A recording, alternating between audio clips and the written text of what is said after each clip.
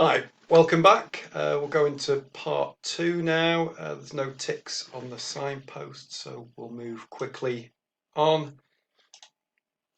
So I want us to have a think about what's the purpose of journalism? Why are we doing it? You know, what's the reasons for it?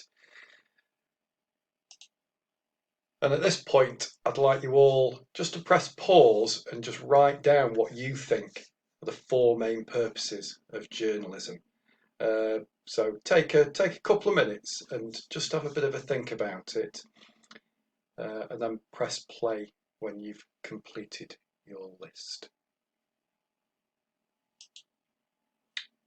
Okay, so I've had a think as well. So here's what I think is a purpose of journalism: to inform people, to provide information for people that be useful in their everyday lives, help them keep abreast of what's going on around them in their communities, at national level, at world level, and in all sorts of different organisations. And it's also important as journalists that we hold people in power to account. Now, that can be people who are heading up certain public bodies, people in government, people who run companies. We need to be able to scrutinise their actions. And that's a really important part of the work we do, and indeed an important part of a proper functioning democracy. We can also influence the world in a positive way. And that's, we'll come up with some examples in a moment as to how that's happened. We can be a force for good, and that's very gratifying as a journalist, and again, an important part of a democratic country. And also, we should always remember we're actually in the entertainment business.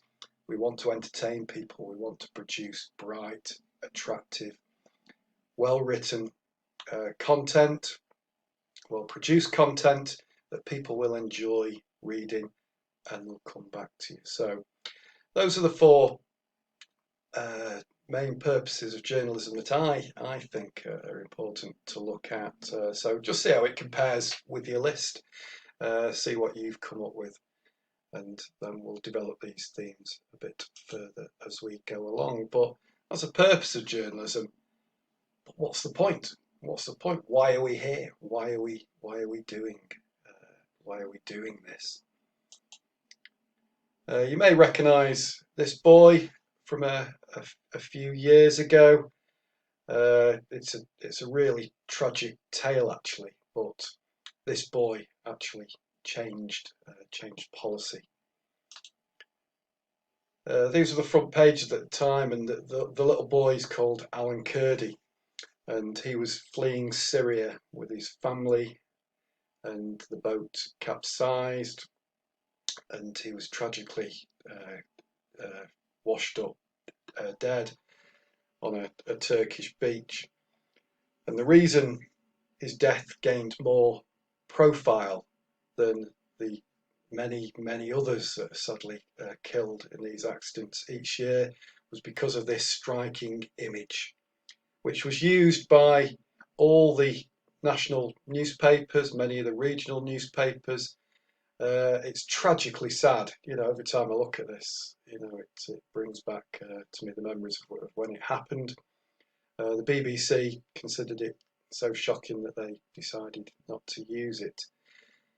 However, this came about a time when the country was pretty split really on migration. Some people believe that we shouldn't be taking in as many migrants as we were. Others believed we should be taking in more. So it was a real matter of heated debate at the time.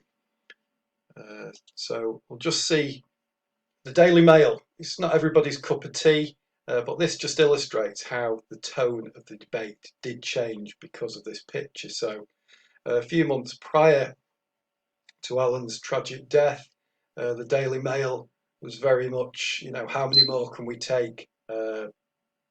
Is this is enough? Don't let all these people into the country. However, As you'll see from the front page on the right, the tone changed. Tiny victim of a human catastrophe. And what Alan's death did was it changed people's opinion of the whole issue of migration across the country, and the tone became a lot more sympathetic, and this undoubtedly has saved many, many more lives. So that's an example of how journalists can change the tone and be a force for good, really. Okay, the next one, the front page on the left. Quite a few years ago now, a gang murdered a lad called Stephen Lawrence, and the people who did it were basically evading justice, mainly through the faults of the police not investigating properly. But the Daily Mail took the very brave decision, if you like, to label this gang as murderers. And as you can see, they say the Mail accuses these men of killing. If we are wrong, let them sue us. Because obviously you're getting into defamation there. And if they hadn't done it, the Mail would have been in deep trouble. They would have faced a huge court action, a huge payout. However, they'd examined the evidence, believed it was overwhelmingly, it was overwhelmingly sure that these guys had done this, they'd killed them, and as a result of that front page, a couple of them, maybe three from memory, were eventually convicted. And it was also the work of the family as well. The family of Stephen Lawrence were incredibly instrumental in bringing these guys to justice. The Daily Telegraph, a few years ago, there was a major expenses scandal where a lot of the MPs were basically fiddling their expenses. And the Daily Telegraph did a huge investigation into this, exposed it, and as a result, rules were tightened up. Some MPs were no longer MPs at the end of all this. So again, they helped change policy by exposing what was going on to the wider public. Front page on the left, News of the World, which is no longer published. They closed down as a result of the phone hacking scandal.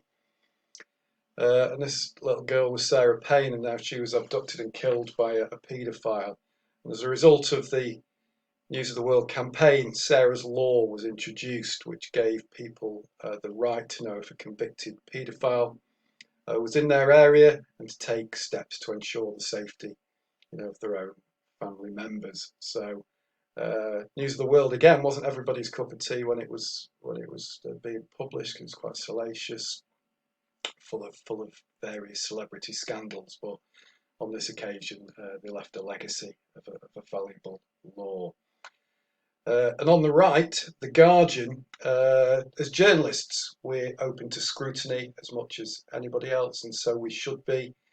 The News of the World have been doing a lot of phone hacking, and The Guardian published this story about hacked Millie Dowler's phone during a police hunt, and this was a tragic case of Millie who'd been killed, and then the News of the World hacked her phone, and that led to a wider scandal of lots of celebrities, lots of people found their phones had been hacked. It led to the Leveson inquiry.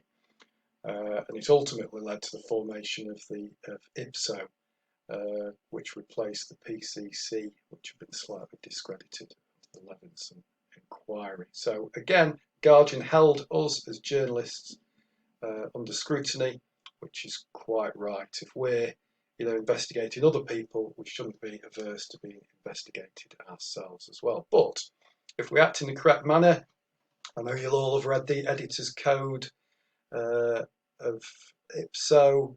If you've not, then please do read it. And that basically gives the guidelines of how we act and how we behave as journalists. And the Financial Times as well, you may look at that and think that's a bit of a boring paper, but that does some valuable work as well.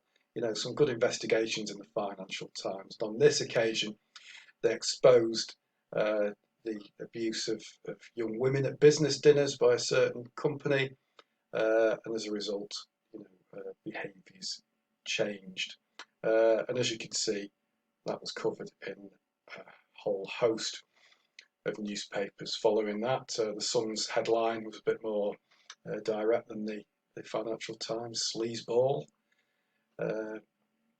So again, more important work done by these journalists. So there's quite a few examples of how journalists, we can be a force for good. So we've looked at that, and that's the end of part 2. Thank you.